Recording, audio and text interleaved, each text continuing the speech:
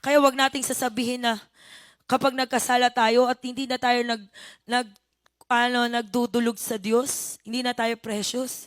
Minsan nagkakaganon mga kapatid. Kasi naiisip ng ating mga sarili na hindi na tayo worthy. Amen? Yan din ang nag-hold back sa atin para magpatuloy sa Diyos. Lahat tayo naranasan yan.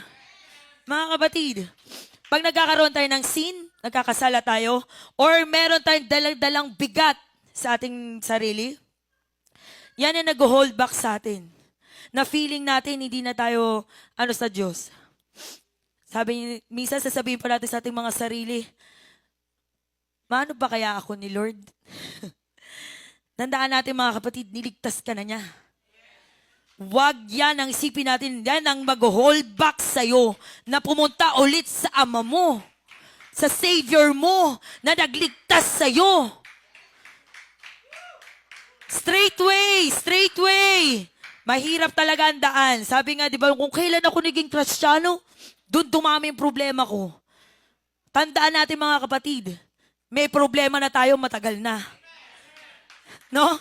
Hindi nyo nakikita yung blessing na meron ka nang sasabihan. Na meron ka kasama na sa problema.